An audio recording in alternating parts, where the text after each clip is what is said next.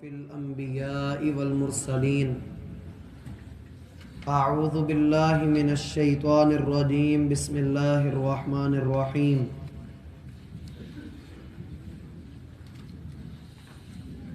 مومن آدمی کو اس بات کی خوشخبری دی گئی ہے کہ اس کی خوشی بھی اس کے لیے اجر کا سبب ہے اور اس کا غم بھی اسے اللہ رب العالمین کے ہاں سرخرو کرتا ہے۔ رسول اللہ صلی اللہ علیہ وسلم فرماتے ہیں عجبا لامر المؤمن، مومن کا معاملہ انتہائی عجیب ہے، اعلیٰ ہے، پسندیدہ ہے۔ اگر اسے کوئی مصیبت پہنچتی ہے صبر فکان خیر اللہ، وہ صبر کرتا ہے تو یہ صبر اس کے حق میں بہت بہتر ہے۔ اور اگر اسے کوئی خوشی ملتی ہے، اللہ کی کوئی نعمت اس پر نازل ہوتی ہے، شکر فکان خیر اللہ، وہ اللہ کا شکر ادا کرتا ہے تو یہ شکر بھی اس کے حق میں بڑا اعلیٰ ہے۔ تو مومن کی خوشی اور مومن کا غم، یہ دونوں ہی اسے اس کے رب کے ہاں سرخرو کرتے ہیں۔ ہم نے آیت نمبر 17 کا پہلا حکم یہ پڑھا کہ اللہ سبحانہ و تعالی اپنے بندے محمد کریم صلی اللہ علیہ وسلم کو یہ حکم دیتے ہیں کہ لوگوں کی باتوں پر صبر کریں، اور یقیناً یہ حکم میرے لیے بھی ہے، آپ کے لیے بھی ہے، اور دنیا کے ہر مسلمان کے لیے ہے کہ لوگوں کی باتوں کو، ان کے طعنوں کو، ان کی مخالفت کو برداشت کرنا۔ ہم اس پر کل مفصل گفتگو کر چکے ہیں۔ اگلا جو حکم ہے وہ پچھلے حکم کے ساتھ گہری مناسبت رکھتا ہے، اور وہ حکم ہے کہ وَاذْكُرْ عَبْدَنَا داود، ہمارے بندے داؤد کو یاد کریں۔ اس کا پچھلے حکم سے یہ تعلق ہے کہ جب ایمان والے صبر کے رستے پر چلتے ہیں، اس قافلے کے راہ کے اوپر وہ چل پڑتے ہیں اپنی ساری محنت لے کر، قوت لے کر، تو رستے میں اگر کہیں قدم ڈگمگا جائیں، ایمان والے پیچھے ہٹنے لگیں، ان کے حوصلے پست ہونے لگیں، جذبات ٹھنڈے پڑنے لگیں، تو ان کو وہ وقت بھی یاد کروائیے جو ہمارے بندے داؤد پر گزرا ہے۔ اور پہلے لوگوں کی باتیں، پہلے لوگوں کے کارنامے جو قرآن کریم کے اندر مذکور ہوئے ہیں، وہ صرف کہانیاں نہیں ہیں، وہ دراصل میری اور آپ کی زندگی میں آنے والے لمحات میں ہماری رہنمائی کرتے ہیں۔ آپ پوری سورہ یوسف پڑھیے، آپ سورہ ہود کا مطالعہ کیجئے، جہاں اللہ سبحانہ و تعالی نے انبیاء کرام علیہم السلام کے واقعات ذکر کیے ہیں کہ انسان حیرت میں ڈوبتا چلا جاتا ہے کہ کیا زندگی میں ایسا وقت بھی آئے گا، کیا یہ معاملہ بھی ہوگا۔ تو اس لیے اللہ رب العالمین پچھلے لوگوں کو یاد کرنے کا حکم دیتے ہیں۔ اس میں یہ پہلو بھی ہے کہ وہ لوگ اللہ رب العالمین کے ہاں وہ کتنے صابر ہوں گے، وہ کتنے شاکر ہوں گے، کتنے اللہ سبحانہ و تعالی کے فرما بردار ہوں گے کہ آج ان کی نیکی کو ہمارے لیے نمونہ بنا کر کہا جا رہا ہے کہ ان کو یاد کرو۔ ان پر جو وقت آیا وہ بھی دیکھو، پھر اپنے آپ کو دیکھو تو تم کہہ اٹھو گے کہ انبیاء پر جو مصیبتیں آئیں، اس لیول کی مصیبتیں کبھی زندگی میں ہمیں چھو کر بھی نہیں گزری۔ رسول اللہ صلی اللہ علیہ وسلم کا فرمان ہے کہ سب سے زیادہ مصیبتیں، بڑے مصائب، بڑی آزمائشیں انبیاء پر آیا کرتی ہیں۔ کیوں؟ اس لیے کہ وہ قوم کے رہنما ہوتے ہیں، اس لیے کہ وہ پوری امت کی رہنمائی کرنے کا کام کر رہے ہوتے ہیں۔ اس لیے اللہ رب العالمین نے ہمارے سامنے یہاں پر جو مثال رکھی ہے وہ سیدنا داؤد علیہ السلام کی ہے۔ یاد رہے کہ یہ سلیمان علیہ السلام کے والد ہیں، یہ سیدنا سلیمان علیہ السلام کے جو مشہور نبی ہیں کہ پہاڑ ان کے لیے مسخر تھے، ہوا ان کے لیے مسخر تھی، اور بادشاہ نبی تھے۔ ایسی حکومت ان کو عطا کی گئی تھی جو نہ ان سے پہلے کبھی کسی کو ملی تھی، نہ ان کے بعد کسی کو دی گئی۔ جو ہر نبی کے لیے دعا ہوتی ہے، وہ دعا انہوں نے یہی کی تھی، رب اغفر لی، اے میرے رب مجھے بخش دے۔ وَهَبْ لِي مُلْكَ، اور مجھے ایسی حکومت دے کہ جو تو نے پہلے کبھی کسی کو عطا نہ کی ہو اور نہ میرے بعد کسی کو ملے۔ اور داؤد علیہ السلام چونکہ ان کے والد ہیں، یہ وہ ہیں جو پرندوں کی بولیاں سمجھ لیا کرتے تھے، اپنی جوانی میں ہی انتہائی طاقتور تھے، اور یہ ساری باتیں قرآن کریم کے اندر مذکور ہیں۔ پہلی بات کا حوالہ سورۃ الانبیاء میں ہے کہ یہ بولیاں سمجھا کرتے تھے، اور دوسری بات سورۃ البقرہ میں بیان ہوئی ہے کہ یہ جوانی میں ہی بڑے طاقتور تھے۔ اور جتنے بھی اللہ کے رسول گزرے ہیں ان میں سے کوئی بھی ایسا نہیں کہ جس نے بکریاں نہ چرائی ہوں۔ اس حدیث سے یہ بات بھی ثابت ہوتی ہے کہ داؤد علیہ السلام نے بکریاں چرائیں، اور یہ اس لشکر میں شامل تھے جس نے وقت کے سب سے بڑے طاغوت جس کا نام جالوت تھا اس کے ساتھ جہاد کیا۔ ہم پچھلے دنوں میں یہ واقعہ آپ کے سامنے رکھ چکے ہیں کہ جب داؤد علیہ السلام اس لشکر میں شامل ہوئے جس لشکر کے رہنما سپہ سالار طالوت علیہ السلام تھے، تو طالوت نے اپنی قوم سے کہا، اپنے لشکر سے کہا، اس نہر سے پانی نہیں پینا، اگر پینا ہے تو ایک چلو پانی پینا ہے۔ تو لوگوں نے ان کی نافرمانی کی، سوائے تھوڑے لوگوں کے۔ جو تھوڑے لوگ تھے وہی اس لشکر کے اندر شامل رہے، اور پھر آگے جا کر جالوت کے لشکر سے ان کا مقابلہ ہوا۔ جالوت اپنے لشکر کا سپہ سالار تھا اور کافروں کا بڑا سرغنہ تھا۔ داؤد علیہ السلام نے اللہ کے حکم سے اپنی بھری جوانی میں، ابھی جب ان کو نبوت عطا نہیں ہوئی تھی، انہوں نے جالوت کو قتل کیا، اور قوم کے ہاں وہ اپنی سیاسی پوزیشن مضبوط کرنے میں کامیاب ہوئے۔ سورۃ بقرہ میں اللہ رب العالمین فرماتے ہیں وَلَمَّا بَرَزُوا لِجَالُوتَ وَجُنُودِهِ، جب جالوت کے ساتھ یہ لشکر لڑا تو اللہ سے دعائیں کر رہا تھا، فَحَزَمُوهُمْ بِإِذْنِ اللَّهِ، اللہ کے حکم سے ان کو شکست دی، وَقَتَلَ دَاوُودُ جَالُوتَ، اور اللہ رب العالمین کے حکم سے داؤد نے جالوت کو قتل کر دیا۔ یہ داؤد علیہ السلام کی یہاں پر جو پہلی صفت ذکر کی گئی ہے وہ ہے ذل عید، صاحب قوت، قوت والا۔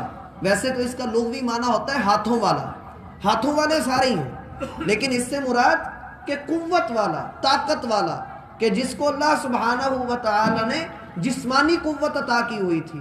اس سے یہ بھی پتہ لگتا ہے کہ طاقتور مومن کمزور مومن سے بہتر ہے، طاقتور مومن کمزور مومن سے بہتر ہے۔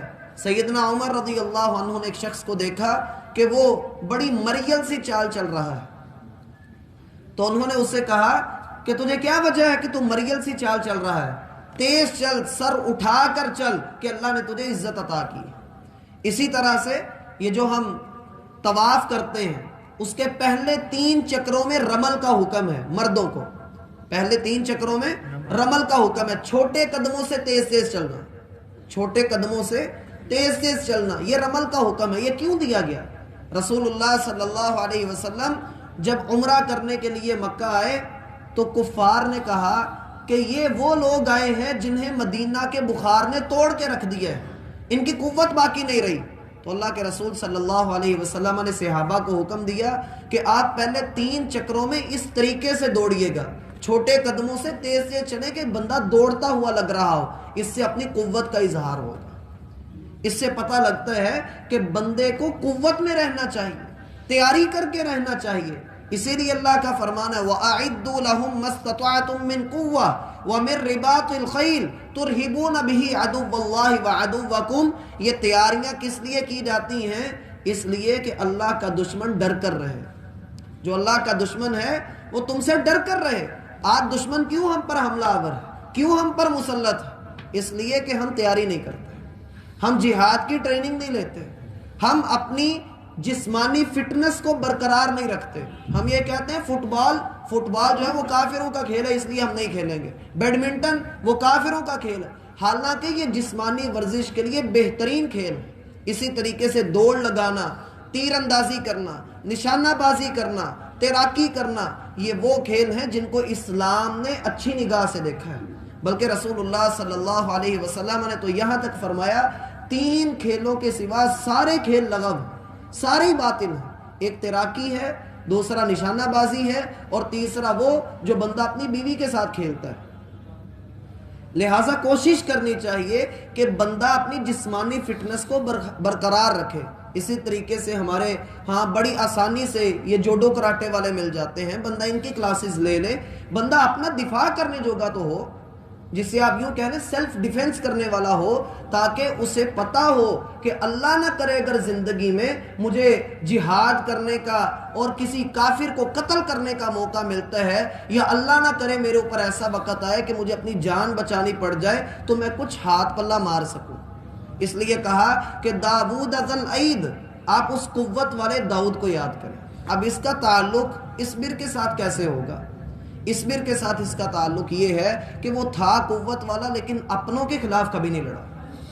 جنہوں نے اس کی مخالفت کی، جنہوں نے اس کو برا بھلا کہا، اس نے کبھی بھی اپنی قوم کو، اپنے چاہنے والوں کو اور اپنی مخالفت کرنے والوں کو اپنے ہاتھوں سے نقصان نہیں پہنچایا، حالانکہ اس کے پاس قوت موجود تھی. اور کئی لوگ ہوتے ہیں اپنی طاقت کے نشے میں لوگوں کو چیونٹیوں کی طرح، کیڑوں کی طرح مسل کر رکھ دیتے ہیں اور سمجھتے ہیں کہ ہم نے بڑا تیر مارا ہے. پھر آگے اللہ فرماتے ہیں انہو اواب، بے شک وہ طاقتوں والا تھا، قوت والا تھا، اللہ نے اس کو عطا کی تھی، لیکن تھا وہ بڑا توبہ کرنے والا، بہت ہی رجوع کرنے والا. اللہ ہمیں بھی اواب بنائے، یہ بہت اعلیٰ درجہ ہے. اللہ کے رسول دعا کیا کرتے تھے، اے اللہ اللہم اجعلنی لک مخبتا اواہا منیبا، اے اللہ مجھے اپنا فرما بردار بنا لے، اپنی طرف توبہ کرنے والا بنا لے، اپنی طرف رجوع کرنے والا بنا لے. یہ دعا کثرت سے کیا کر. اور یہ جو جہاں پر ذکر کیا گیا ہے کہ داؤد اواب تھے، توبہ کرنے والے تھے، اس کا معنی کیا تھا؟ اس کا اگر تعلق صبر کے ساتھ جوڑیں تو صبر کا ایک معنی یہ بھی ہوتا ہے کہ بندہ اپنے آپ کو گناہوں سے روک کر رکھے. گناہوں سے رکنا بھی صبر ہوتا ہے. بندے کا دل کرتا ہے کہ میں یہ کام کروں، لیکن وہ یہ سوچ کر رک جاتا ہے کہ میرے مالک نے مجھے منع کیا ہے، تو یہ بھی صبر ہے. رسول اللہ صلی اللہ علیہ وسلم فرماتے ہیں اللہ رب العالمین کو روزوں میں سے سب سے زیادہ بہترین روزہ داؤد کا لگتا تھا.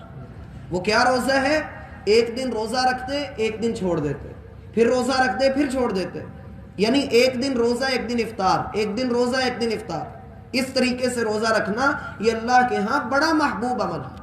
اور اگر کوئی یہ نہیں رکھ پاتا تو چاہیے کہ 2 دن روزہ چھوڑ دے اور 1 دن روزہ رکھ لے.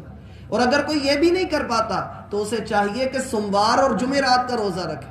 اور اگر کوئی اس کی طاقت بھی نہیں رکھتا تو ہر چاند کی 13، 14 اور 15 کا روزہ رکھے. اور اگر کوئی اس کی طاقت بھی نہیں رکھتا تو پھر وہ شوال کے اور دیگر عرفہ کا، محرم کے یہ نفلی روزے رکھے. اگر وہ ان کی طاقت بھی نہیں رکھتا تو رمضان کے روزے رکھے. روزہ نہ ترک کرے، روزہ لازمی رکھے. اور مومن کے لیے یہ سردیاں نعمت ہیں، اسے چاہیے کہ ان چھوٹے دنوں میں روزہ رکھے جب پیاس بھی نہیں لگتی اور دن بھی چھوٹ گئے. اور دوسری چیز جو اللہ کے رسول نے فرمائی جو اس ابواب سے تعلق رکھتی ہے کہ اللہ کو داؤد کی نماز بڑی پسند تھی. اللہ کو داؤد کی نماز بڑی پسند تھی. وہ کیا کرتے تھے؟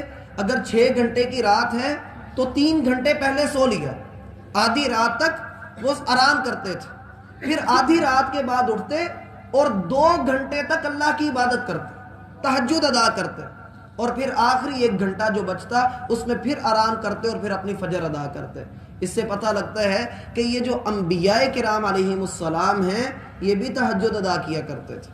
حالانکہ اللہ رب العالمین سے ویسے بھی دعائیں کرتے تو سب کچھ مل جانا تھا، لیکن تہجد کا جو خاص وقت ہے اللہ کے رسول فرماتے ہیں دأب الصالحین، یہ تمہارے سے پہلے گزرنے والے جو انبیاء اور نیک لوگ ہیں یہ ان کی عادت تھی، تم بھی اس کو اپنی عادت بنا لو.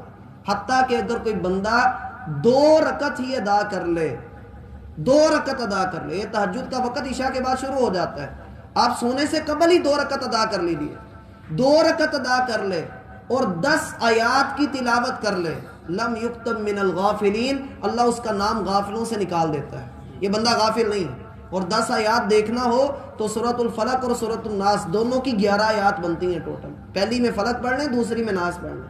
اور حدیث میں آتا ہے جو بندہ عشاء کے بعد 4 رکعات ایک سلام کے ساتھ ادا کرتا ہے، ایک سلام کے ساتھ 4 رکعات ادا کرتا ہے، اللہ سبحانہ و تعالی اسے ان 4 رکعتوں کا ایسا اجر دیتے ہیں گویا کہ اس نے یہ 4 رکعتیں لیلۃ القدر میں ادا کی. کوشش کریں کہ ان اعمال کو اپنا وتیرہ بنائیں. اللہ رب العالمین میرا اور آپ کا حامی و ناصر